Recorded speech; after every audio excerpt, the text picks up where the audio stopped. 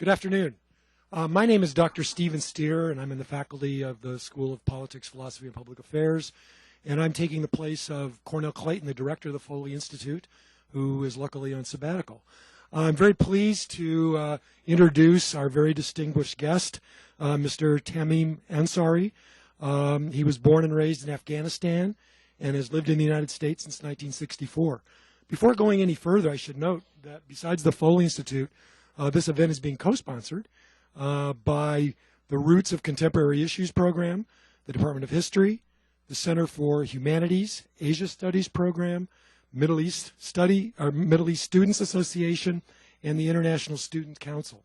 And so we want to thank all of those fine organizations. As I said, Mr. Ansary was born in Afghanistan, has lived in the U.S. since 1964.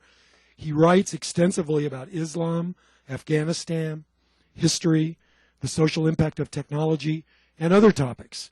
Mr. Ansary's books include Games Without Rules, The Often Interpreted History of Afghanistan, published in 2013, Destiny Disrupted, A History of the World Through Islamic Eyes, winner of the Northern California Book Award for Nonfiction, The Widow's Husband, a historical novel set in Afghanistan, and West of Kabul, East of New York, a literary memoir chosen by the city of San Francisco as its One City, One Book pick for 2008. I should note that following the event, the bookie has a table set up in the main office where you can purchase most of these books, I believe. I would also like to mention that Mr. Ansary is the director of the San Francisco Writers Workshop, and he teaches classes at San Francisco State University and at my alma mater, the University of California. His talk today is called Games Without Rules in the Fight for Afghanistan. So, Mr. Ansary, welcome.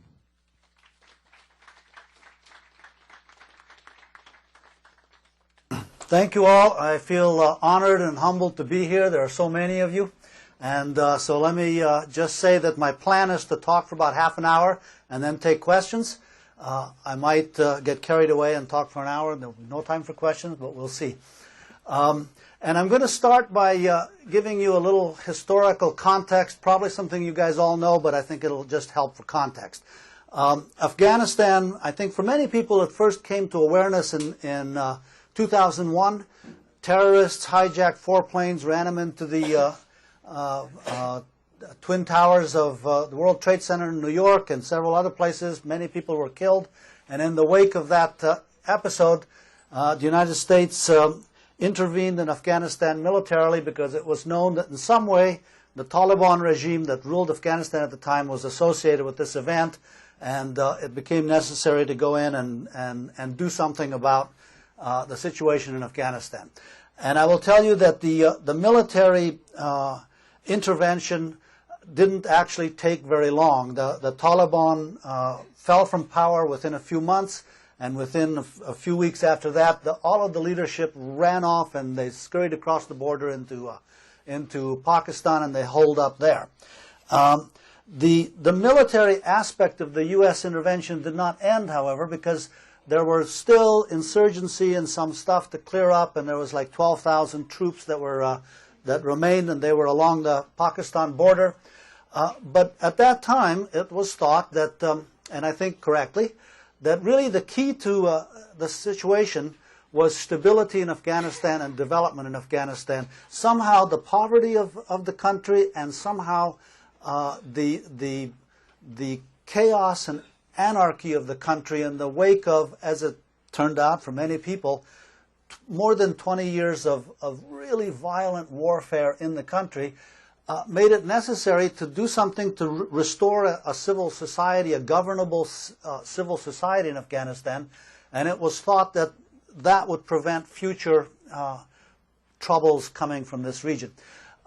I would say in one respect this is a correct analysis, because you know the Taliban per se actually had nothing to do with this event in New York. The Taliban were a local pointed inward group whose main interest was in ruling Afghanistan. But the key fact is that the Taliban were friendly with the international Islamist revolutionary movement that's been around for a while now, and they let their territory be used as a home base for these kinds of terrorist militants. And so it was thought that if you could make this society be, recovered and prosperous and happy, these kinds of things wouldn't happen anymore. I think this is probably a correct goal. The trouble is, we can look back on about 200 years in which there have been 5 major interventions by global powers in Afghanistan, and they've all sort of ended up in the same kind of morass. And I would say this one has ended up in a similar morass, and I'll talk about it a little as we go along. And certainly, at least the last couple, and we're talking, if I go back before the United States, I'm talking about the Soviet invasion of 1979-80, and I would say that the Soviets at that point would have said, we are going in to clear up a bad situation. These guys are medieval peasants. They don't know how to run their own society, and we're going to we're going to give them electricity and rebuild their villages, and everything is going to be much better. They'll love us once they see the prosperity we bring. And then pretty soon you find that they're holed up in garrisons, and they're bombing the countryside, and after a while they left. We went in, and I think we had the same kind of idea. This place doesn't have a government. It doesn't have any stability. We'll provide those things, and we will bring development money in, and it'll restore the economy, and everybody will have jobs, and then things will be fine. Now, if you were to look at coverage of Afghanistan, I'd say there's two words that keep coming up. One is Taliban, and the other is corruption. And it is well known that millions of dollars have poured into Afghanistan, and a number of Afghans have gotten extremely rich. And it isn't clear what all those millions of dollars of spending have done in terms of restoring the economy of the country. So I'm going to propose, now I'm going to try to articulate something I've tried many times, and I don't think I've ever really gotten this across, but I'm going to try one more time.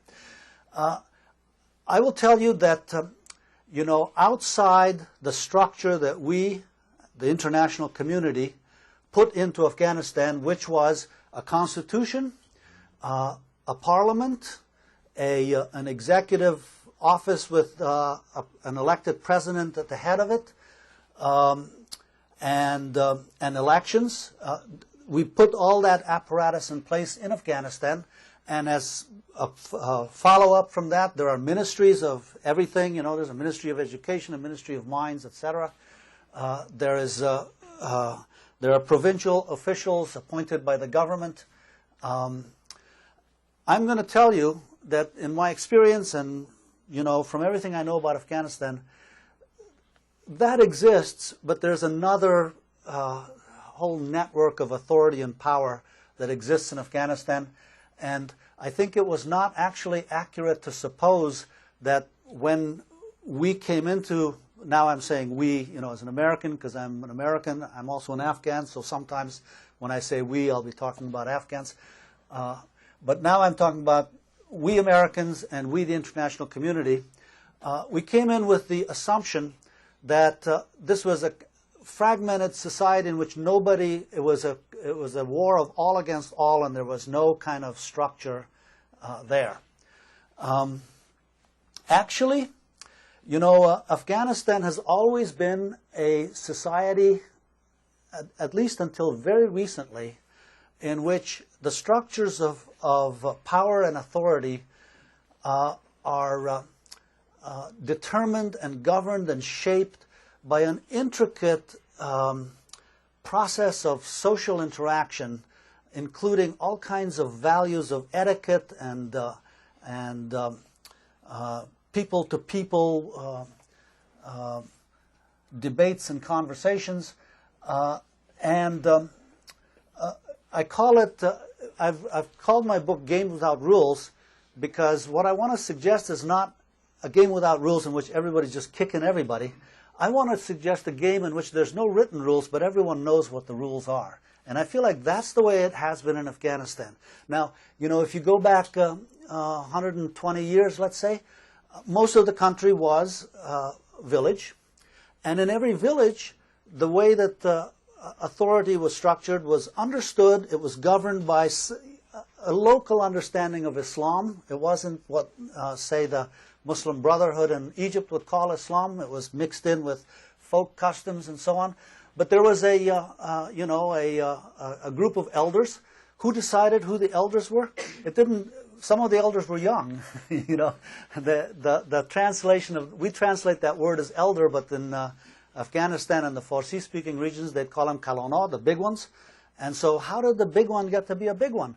Well, it's an informal process, and it has everything to do with how people manage social courtesies and subtleties that I can maybe begin to communicate by telling you a little anecdote. I came here in '64, and for many years there were no other Afghans around in my environment, and so I didn't see anybody. But after 1980, the Soviet invasion meant that lots of Afghans fled the country, and those who had the means ended up in the United States. And so there were now dozens, if not scores, of other Ansaris in the country. And one day, my uncle, who lived in Denver, came to visit me. He had a friend in the Bay Area, so his friend brought him over. And his friend's wife was with his friend, and, my uncle came. And so we shook hands and so on, and then the friend gave me the ritual 3 kisses, because that's the custom, kiss this, that, kiss. And then he began to hector me, because that's the custom. And the hectoring, and his wife joined in. And the hectoring was of this nature. You never call, you never come over, and I'm like, well, who are you? Because I've never seen you. Who am I? Hamburger, hot dog, pizza, Coke. Boy, you've been in America too long. We are just like this. And, the implication was I'm like your cousin. And I'm like, really? You're my, how are you related? So he started in to tell me. And the last time we had a common ancestor was in the early 1800s. So to me, that would not be considered just like that. But I had been shamed to some extent. I didn't know about this guy, and he knew everything about me. So I decided, okay, I will go over and visit this fellow. And I'm a busy guy. It's hard to do that. He lived in an outlying suburb, but I set aside an afternoon and I went over there. Well, the living room was full. There was lots of people visiting, because that's also an Afghan thing. You're never alone. There's always a lot of people around. And so I joined that group, and we drank tea, and we played a little chess, and we socialized, and the hours passed, and it was, finally got to be like 4 o'clock, and I was, I better hit the road, because, I want to beat the traffic. The guy said, where are you going? You never come, and now you're leaving already. Stay, we're going to set the bedding out. Plenty of room here. You spend the night. And I was like, I really don't want to spend the night here, So I started pressing that, no, I'm going to go. The traffic and this and that. And it got a little argumentative. But finally he said, okay, I understand. You need to get home. And then he said to his son, he said, Bachim, my son, roll up that rug, put it in his car. And I'm like, what? What are you talking about? He said, just do it, boy. And I'm like, what? He said, I want you to have this rug. And this rug was this Afghan carpet, nice and not inexpensive item. And I was like, no, I don't. Why are you giving me? I don't even know you. Why? And he said, no, just put it. And I couldn't stop him. And it got to the point where if I had, in order to stop that rug, that present from going into my car, I would have had to have turned this into a socially unpleasant situation. So I went into my car, and I took it home, and I have it in my house now. And I want to tell you that this interaction between us, very much clothed in the outward appearance of geniality, sociability, friendliness, had actually been a different kind of an interaction. It had been an interaction in which our relationship had been negotiated and managed, and there had been at least an attempt to establish the power relationships between us. And in accepting the rug, or in kind of being forced to take the rug, and it's a nice rug. I kind of value it now, to tell you the truth. This is years later. Doing that had done something to our relationship with each other. And I want to tell you that Afghan society is just permeated by every interaction has aspects of this kind of negotiation. And, you know, you hear about Afghans being ferocious warriors and they've got their guns out and stuff. You know, really, the essence of Afghan culture is talk. You know, and talk means social interaction, and social interaction means negotiating the relationship among whoever is there. In Afghanistan, at one point, I was with a group of people, and we were going to go someplace. And so there was a question of what cars were going to be used and who was going to be part of this. And we started out deciding to do this trip, which was maybe a couple of hours worth of a drive. We started out doing this trip at, I don't know, 9 o'clock in the morning. And we didn't get out on the road until like 5 that afternoon. Because there was things to negotiate about who was going to decide and which car, and, you know.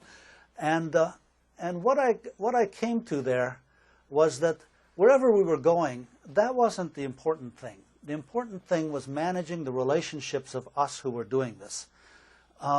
So now I'm going to come back to, you know, the things that have happened politically and governmentally in Afghanistan since the intervention. I will say that, you know, put the military part of it aside. There's been military action, and the number of troops have gone up and up and up, and now apparently most of them are going to be withdrawn. So that's that whole thing. But the other whole thing is that, you know, there's been development money coming into Afghanistan, always managed closely by whoever's giving the money. Whatever international community is providing some aid funding would not just come and say, you guys, I got $1 billion here, anyone want some? Although in actual fact, that might have been a more useful way to go, to tell you the truth. But what happened is the money was brought, and let's say somebody in Washington, D.C. decided, okay, what's really going to help this country is if there's a major road between, you know, the two biggest cities. You can see where that would make a lot of sense. And so, you know, the engineers, but the engineers, of course, they didn't have engineers there, so you have to bring them from outside. And then the engineers have to have protection because it's dangerous there. Who's going to go, you know, be an engineer building a road from Kabul to Kandahar through Taliban-infested territory unless A, they're paid a lot, and B, they have a secure bodyguard. And then, of course, you need a translator because people who go there, they don't know the language. So all of these people are earning $100,000 to $200,000 a year, and so one unit of engineerness on this road is like close to $1 million on the hoof. And then the labor is Afghans locally who are working for $5, $10 a day, if that. Now, let's admit that in that context, $5, $10 a day was, you know, they were making in local terms good money. But part of the thing to notice here is that nobody there had decided to build a road. And you know, the thing that I was noticing about, you're going someplace and the most important thing is how you decide how you're going to go there, and it's not where you go.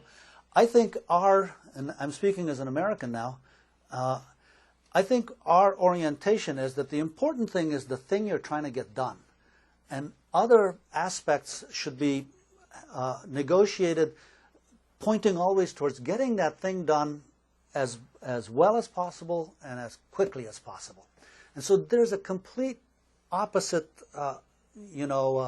set of attitudes at play there. Now, you add in that the people who on any stretch of that road are getting jobs for as long as the road is in their part of the world, and they don't care about the road, whether it's built or not. Well, they'll work in the day, and then at night the Taliban will sabotage parts of that road.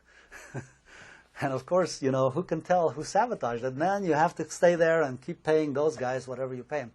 So the problems of doing development work in Afghanistan already brings into play this difficult friction between two traditions of how you go about work.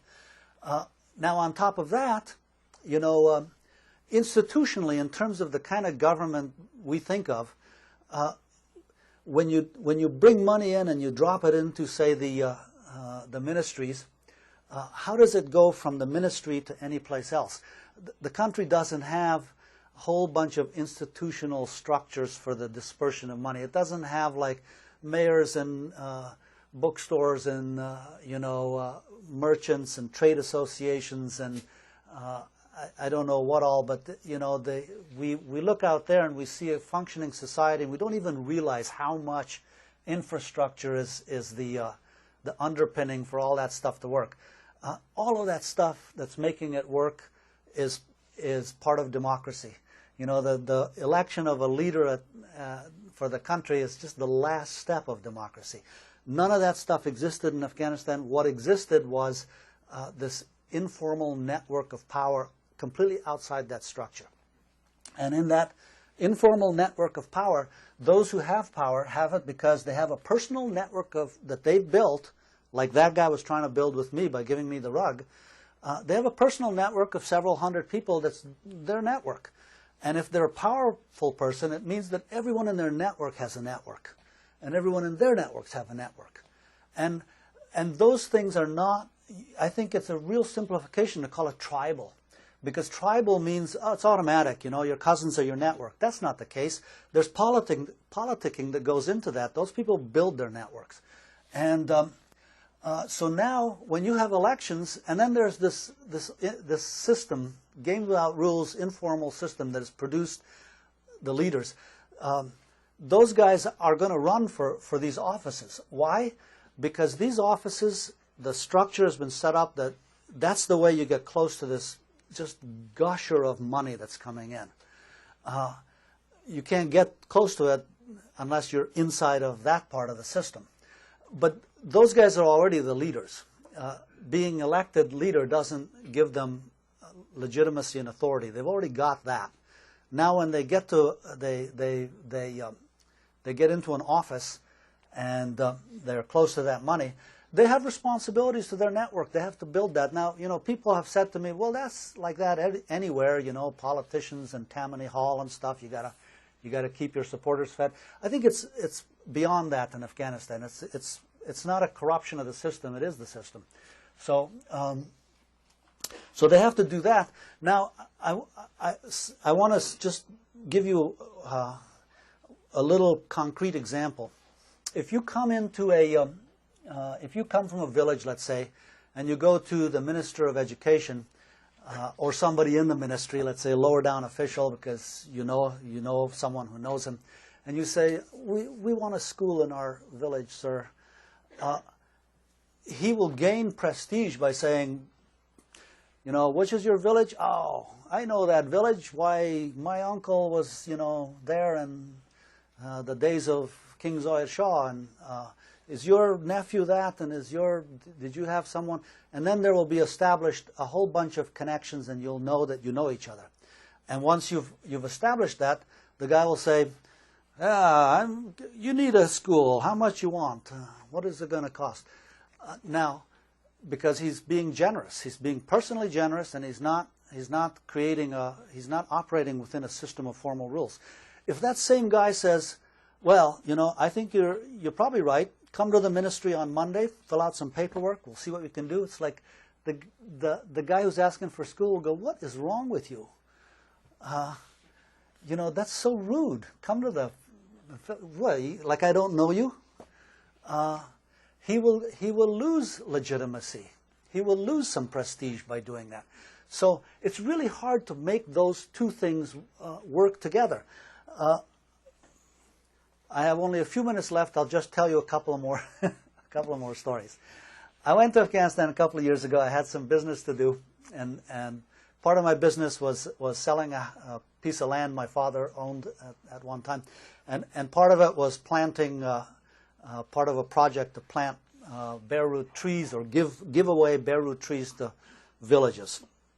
So in Kabul, I met a guy, and this guy was a jolly good fellow. He was not a government official of any kind, you know. He had some money. I think he had a pharmacy that he ran or something, and he dressed just snazzy, you know. He had a rock and roll sort of appearance to him, but no official position of any kind. And we went out to one of these villages, and these guys were with us, and you know they were going to help plant some trees, but some kind of a crisis turned up right at the time that we got to this certain village, and that crisis was that the mayor's son, who was a teenage idiot, had found a uniform someplace, not your guys, but Afghan military uniform, and he put it on because he thought he looked good. And in Afghanistan at that point, to wear a military uniform if you're not part of the army is a very serious thing, because that's what was happening. Is these saboteurs were pretending to be military people, and then they were killing. So now someone had to spring this guy before he ended up in Bagram, and this nobody, this hail, you know, slap your back, good fellow, rock and roll guy. Then he was gone for a while because he was on the phone. And he was on the phone because he was calling people he knew. And the people he knew were calling people they knew. And after a while, the crisis was solved. You know, it turned out, okay, we know that guy. He's an idiot. We took his uniform. We're sending him home. His father's going to punish him. But it's like, well, why this guy? Why was this the go-to guy? And who did he call? Sometime much later, well, not much later, maybe a week later, with this tree planting project, I was in a much more outlying village. And we did the trees, we did all the courtesies, we met the people, we shook hands with the mayor, we had a meal. We pretended we'd stay the night, but there are ways to say you will and then not. And but they had this project in this village. And the project was, they set it up in one of the little houses, and the project was that somebody had given this village like 50 sewing machines. And the women of this village were learning how to make clothes on these sewing machines, and it was going to be a project that would allow these women to have a money-making, opportunity. And I was like, this is great, you know, this is really, I think this is really good. And when I went back to Kabul and I ran into that guy again, I told him about this. He said, oh yeah, that's my project. And it was not a government project, it was not an NGO project, it was just this guy's project. And how did he do that? Where does his money come from? Who knows? Nobody knows. Everybody I dealt with in connection with this tree planting project, they knew people who knew people, and eventually they knew someone in government, and they got, if they needed to, they got whatever paperwork they needed. But there was a lot of business being taken care of that had nothing to do with that government. So I would just, want to propose that's been part of the problem of making the laudable project of rebuilding and restoring Afghanistan. It's why it's been so difficult. And actually, I want to just mention one last thing. And the one last thing is that the discourse on Afghanistan has all, it always tends to talk about the Taliban. And that's an oversimplification that falsifies the situation. Because there was a group called the Taliban in 2001. They were chased out of power. They dispersed. They ran across the border. But now the Taliban is shorthand for people who are of a certain inclination and have a certain attitude.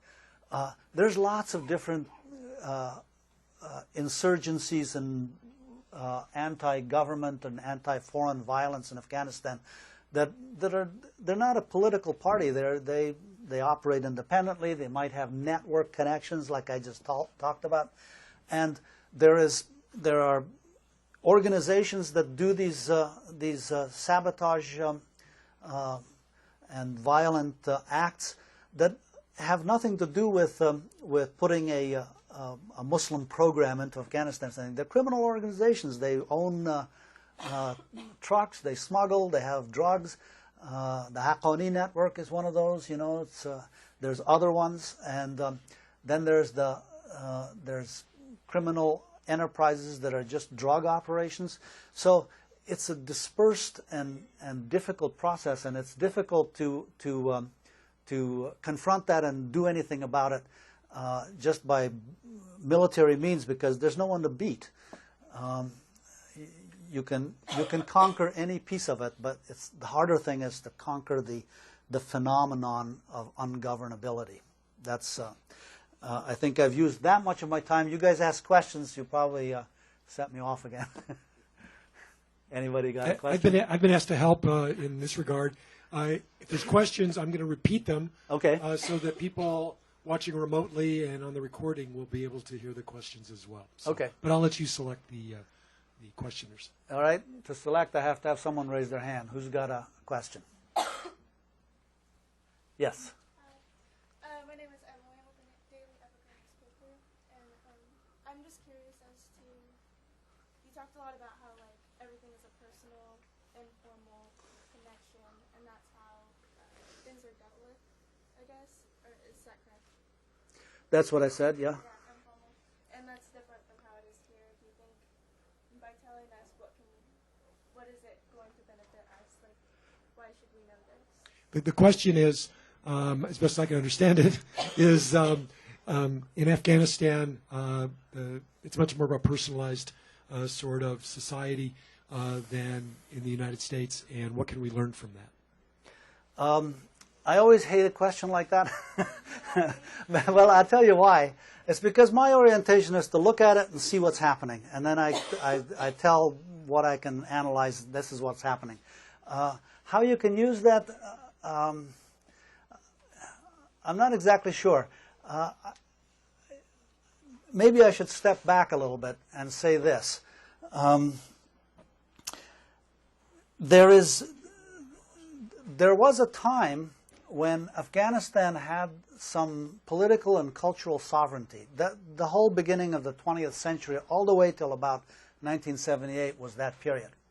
And in that period, Afghanistan went through so much social transformation, and especially after 1950 to 1970 or so, you know, the schools were set up and they were every place. Roads were built. Women were liberated from the necessity to wear the chaudhari, the overall garment, and all of this was negotiated by Afghans, with Afghans, among Afghans. And so it indicates to me that it's very important to find a way to let Afghans manage the transformation of the society. An outsider really can't do that. That said, however, here we are, you know, and now we have an executive branch and a government and a parliament, and you know, there's an election and there's a new president in Afghanistan right now. And I'm cautiously optimistic about what this guy might be able to do.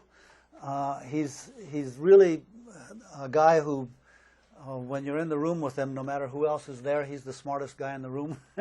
Ashraf Ghani is his name, and he's a special, you know, he's especially learned in economic matters, and he has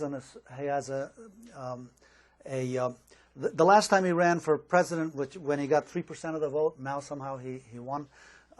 But the last time he presented this program, which the kind of the key word or the key phrase about it was investment, not aid. And he has this whole idea about the methodology by which failed states can be put back on their feet. So I think he should be supported. I think there is one really great thing that has been done in Afghanistan that also should be supported, and that is that Afghanistan has a media like you ain't never seen. It's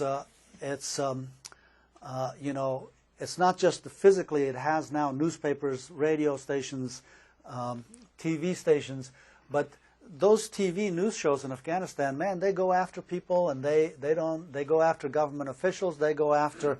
There was a bombing in a bank. Not a bombing, actually. These guys burst in and they just shot everybody in Jalalabad, and the first thing that came out about it was that you know, some group claimed that on behalf of the Taliban. They said, "Yeah, we did that," and then this news station secured footage from the video camera in the bank that had shot this, and they broadcast it. And when people saw that, the spontaneous reaction of horror was such that the next day you got statements from these Talibanist groups that said, we didn't have anything to do with that. This is the power of media. So I think media, it's good to support that. There's all kinds of things to support. I think we should step back on thinking that we're going to do the things in Afghanistan that need to be done. And a lot of, I don't know if it's viable, but a lot of negotiation with other parties in the region that would turn Afghanistan into a Switzerland, you know, a kind of a neutral, everybody agrees that we're going to leave this place as a neutral zone. It would help everybody. I think it's always the case that any particular player thinks, well, if everyone agrees to keep it neutral, we could benefit by going in and taking it. So that would actually, that never works. I wish that people could come to some agreement and turn Afghanistan into Switzerland.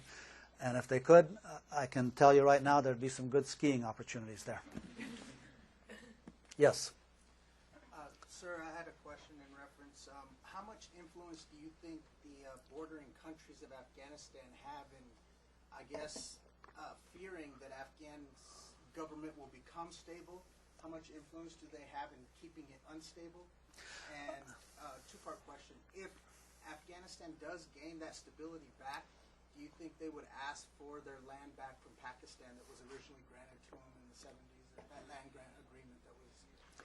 The questions are, in short, how much influence do the neighboring countries have on Afghanistan's political stability? And secondly, if... or when Afghanistan gets that full power and the stability back, will they ask for the land back from Pakistan that was originally granted to them in the 70s? Or yes. And if Afghanistan becomes more stable, will they try to get the land back that they gave to Pakistan in the 1970s? First of all, there is a lot of incursion into Afghanistan from Pakistan and from Iran. And Iran, you know, has the capacity to find allies because there's an oppressed Shia population inside of Afghanistan, so there's opportunity there. Pakistan has, you know, a lot of, when I said there's criminal gangs and there's warlords and there's all these things in Afghanistan that go by the name of Taliban, there's also one other thing that goes by the name of Taliban, which is, I mean, I'm just telling you what Afghans say. I have no special knowledge of this, but you know, most Afghans believe that there's organized groups that are sent into Afghanistan by Pakistan, and that's what Karzai was always saying, and whatever else one might think of Karzai, I think he was correct on that. So that's another thing that is called Taliban in Afghanistan. The one thing about that, though, is that Pakistan, which this part is indisputable, they were instrumental in creating that original Taliban, and they were hoping that by sending those guys in and taking over Afghanistan, they would then gain de facto control of Afghanistan. So they did do that. And what happened, however, is that there's been blowback. Now Pakistan has its own Taliban, and the stability of Pakistan itself is threatened by their own Taliban. So, and their own Taliban are also some formidable and you know, very destabilizing, to use a neutral term here, force. So that means that there is at least some incentive for Pakistan and Afghanistan to negotiate and maybe do something about both of their, you know, saboteurs that they're sending into each other's country. Now, the land that you're talking about between Pakistan and Afghanistan, it's always been disputed, and the dispute goes back to 1840s, or you know, in that era. The very first time that the British came into Afghanistan, it was because the king of Afghanistan wanted to get this area that's called Pashtunistan now, that had historically been part of the Afghan Empire. They wanted to get it, and they couldn't get it away from the power in the region, so they went to ask for help from the new power, which was Britain, and Britain wouldn't help them because it was they had the designs on it themselves. So the Afghan king said, "Well, I'll talk to this other guy, you know, this Russian guy." And then, you know, it turns out, you know, trying to get a lion to be jealous of you by dating a bear is not a good idea. Yes. A lot of Americans equate Islam with the violent side of Islam that we have seen, unfortunately, in the news so much. I've spent time in Uzbekistan and some rural villages there and discovered the Islam that was there was a very peaceful, very community-building faith. Yeah. Can you distinguish, I realize it's a very complex subject, but can you distinguish for us a little bit sort of the traditions of Islam vis-a-vis that part of Islam that we unfortunately see in the news so much today? Yeah, the question is, can we reconcile the violent images of Islam that we see in the media with perhaps the more realistic tenets of the religion? Well, that's a complicated thing, and actually tonight when I speak wherever it is I'm speaking tonight, that'll be the focus of my talk. But I will say this, you know, I grew up in Afghanistan, and it was certainly as Muslim a country as you could, you know, it self-identified itself as the most Muslim country, and I wouldn't say that there was any aspect of violence directed outward from the Islam that we had. It was just the texture of life, you know, and the things that constituted being a Muslim then was you pray 5 times a day, you fast in the month of Ramadan, you go to Mecca once in your lifetime if you can, you know, you dispense charity on a regular basis, and you avow that there is only one God and Muhammad was his spokesperson. So you know, that's a pretty unthreatening set of propositions, and I will just add that, for example, the prayer thing.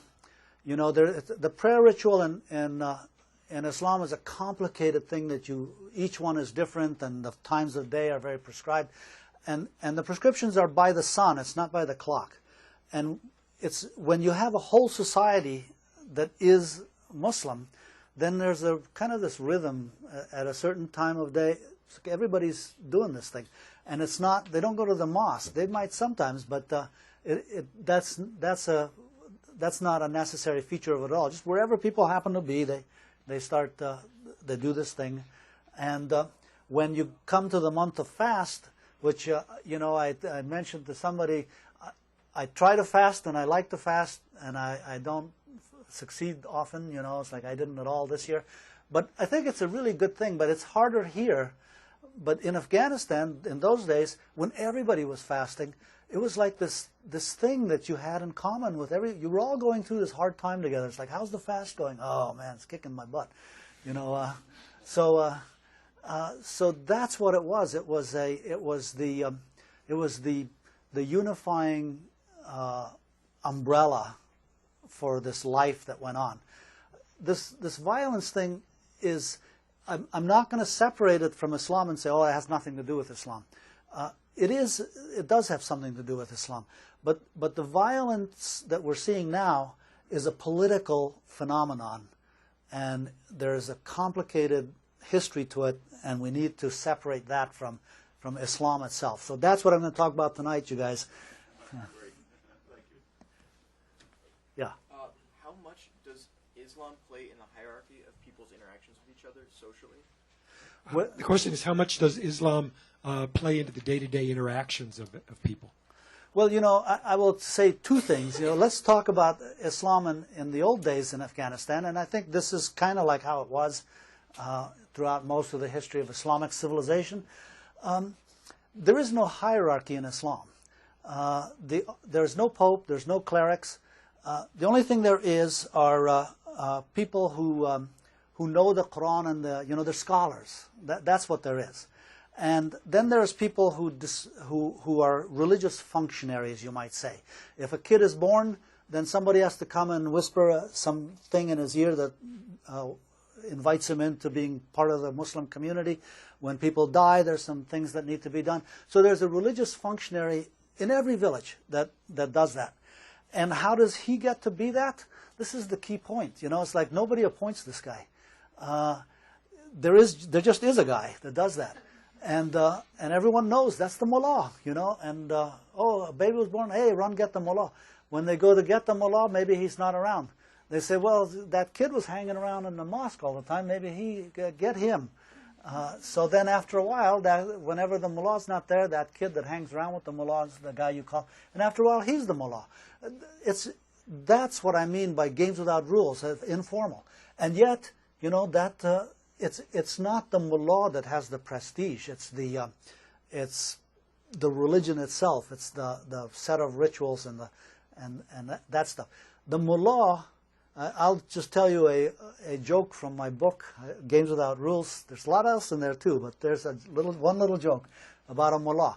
The mullah comes to knock on the door and says, Mullah Nasruddin, you know, he's the comic figure. He comes to his neighbor comes to his house and says, I'd like to borrow your donkey. And the mullah says, well, my donkey died. I'm sorry, I can't lend it to you. Then from the back of the house, you hear, the neighbor says, Mullah Sahib, I can hear your donkey in the backyard. And Mullah says, who are you going to believe, a donkey or a mullah? So there's an irreverence there that indicates to you what mullahs are just, they're not special, they're just people like the rest of the community. They tend to be supported by the community, which only means they get to eat wherever. You know, when they go to the house, the mullah gets a meal. Some mullahs are rich, some are not. So that's how that is determined. And when the government takes over that, then it becomes another whole thing. Yeah. With the amount of resources that America spent, like not only financially but in like human lives, both Afghan and American, what do you think is like the big reason that we're not embracing this informal system that seems so conducive to Afghani life? Is there a reluctancy because it's thought to be what was causing the violence? Is it like wanting to have the system that's familiar to us just because we have such faith in our system? What do you think? Why not embrace the system that used to be so good? Well, the system was not in place when we got there.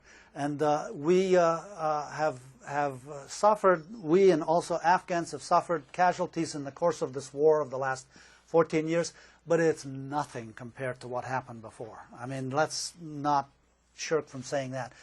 What the Soviets did in Afghanistan was one of the holocausts of modern times. So our time there doesn't compare. And then the residue of that was a civil war that just really stands with all of the horrors that you can talk about anywhere. So when we came, that's what we came into, the rubble of a society that was just torn apart. I think it's natural. when you want to help somebody, you do what you know how to do. I mean, how are you going to, it's really difficult to say, I'm going to help you by not doing what I know how to do. You know, it's very difficult to say, I'm going to help you by, you decide what you want to do with this money. I'll just come and give it to you.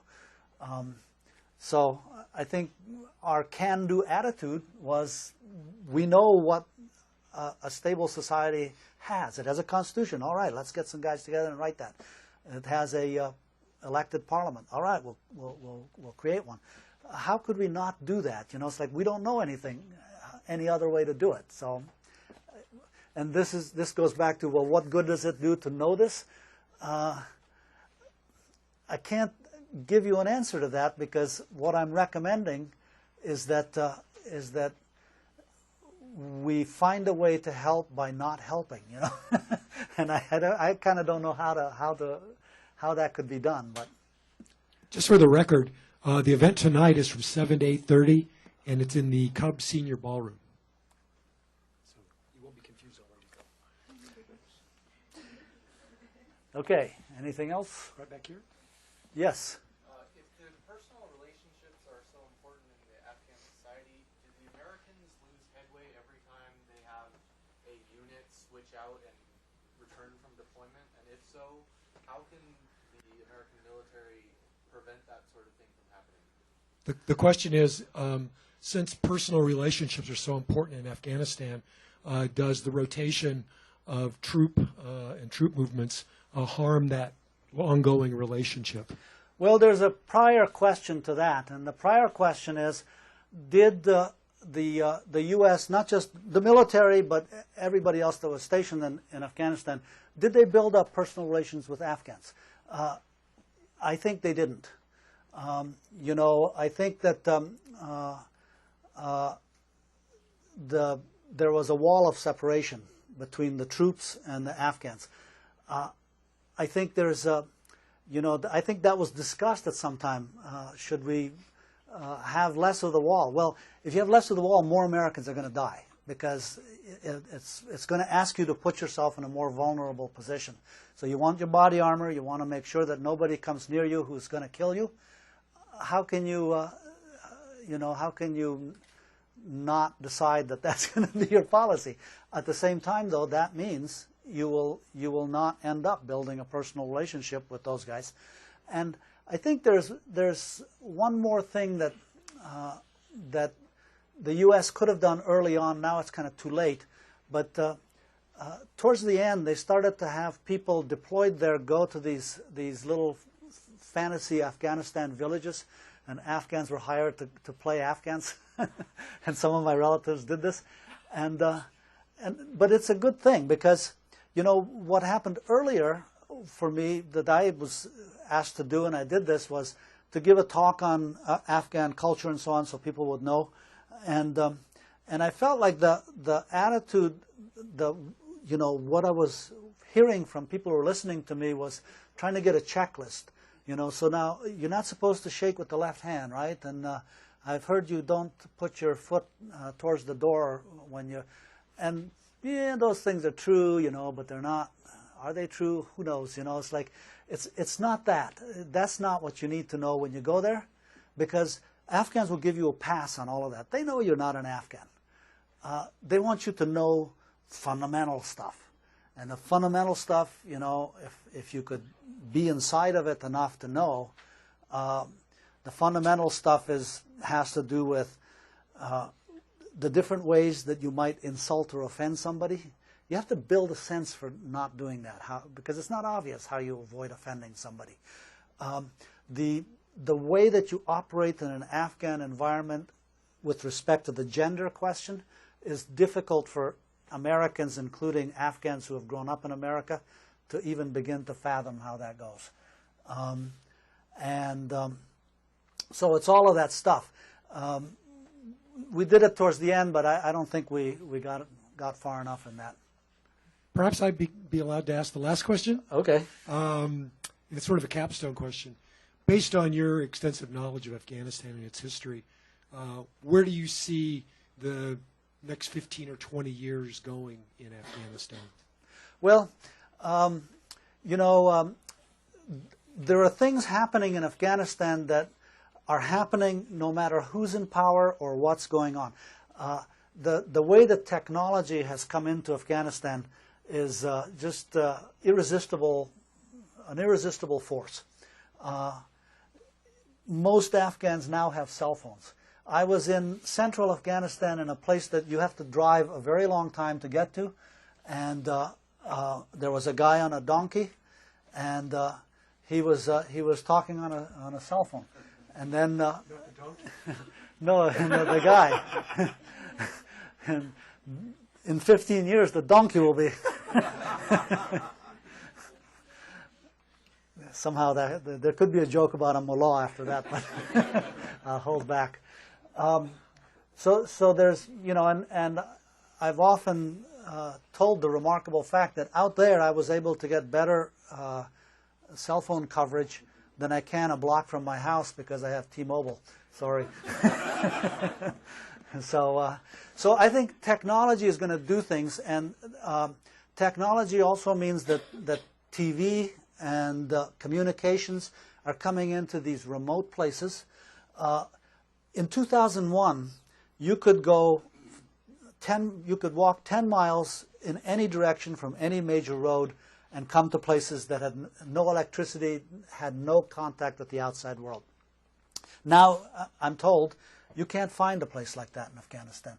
So I don't know what's going to happen, but they are going to merge with world civilization in a way that's never happened in Afghanistan before, and which is makes irrelevant the fact that Afghanistan is such a mountainous, difficult to access place that it'll be accessed by telecommunications, and so whatever the results of that are.